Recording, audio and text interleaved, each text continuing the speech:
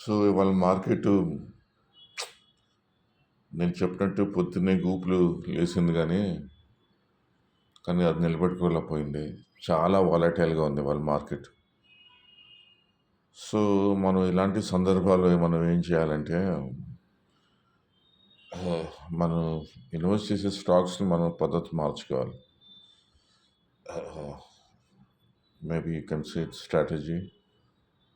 So రేపు మనం దేని మీద దృష్టి పెట్టాలంటే, ఎందుకంటే ఏ పాజిటివ్ న్యూస్ ఏమి రావట్లేదు.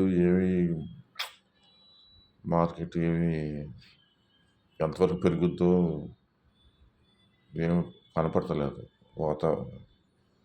విశేషం ఏమి. సో రేపు ఇవాళ పియూసీ స్టాక్స్ బాగా పెరిగినాయి.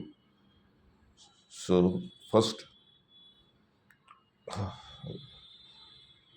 బంగారం, వెండి, గోల్డ్ అండ్ సిల్వర్.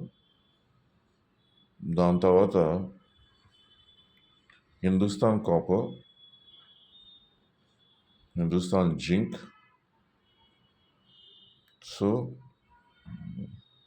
ఎందుకంటే ఈ స్టాక్స్ పెద్ద రోజు పెరగపోయినా అట్లీస్ట్ మనకి ఒక స్టాండర్డ్గా నిలబడుతుంది. సో అలాగే డిఫెన్స్ స్టాక్ బెల్ పర్వాలేదు, మరీ అంత పడిపోలేదు ఇవాళ. సో బ్యాంకింగ్ సెక్టర్స్ కొంచెం ఆగాలి కొన్ని రోజులు అంత. సో రేపటికి మాత్రం stocks Hindustan copper, Hindustan zinc. సరే, కొంచెం రిస్క్ తీసుకునే వాళ్ళు మైక్రో చిప్ స్టాక్స్ కొనడానికి కేన్స్ టెక్నాలజీస్ వాళ్ళకి పడిపోయింది ఇవాళ. సో 6,800 అలా 6,900 కొనుక్కుంటే కొంచెం ఈ అమావాస్య పూర్ణానికి అమ్ముకోవచ్చు. సో సో నేను రోజు ఇన్వెస్ట్ చేస్తాను ఉంటాను కాబట్టి,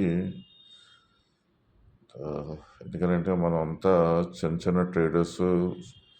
మనకి డబ్బులు నష్టం వచ్చినా పెద్దగా మనం దాన్ని తీసి పడేయలేం. సో మనం చాలా జాగ్రత్తగా ఆడాలి. సో జాగ్రత్తగా ఆడాలంటే మన షేర్ మార్కెట్లో మనం 100% ఎవరో కరెక్ట్గా చెప్పలేరు. సో ఎలా స్పందిస్తుందో కూడా మనకు తెలియదు. సో సో రేపు మాత్రం ఈ స్ట్రాటజీ వాడండి. చూద్దాం. All the best. Good luck.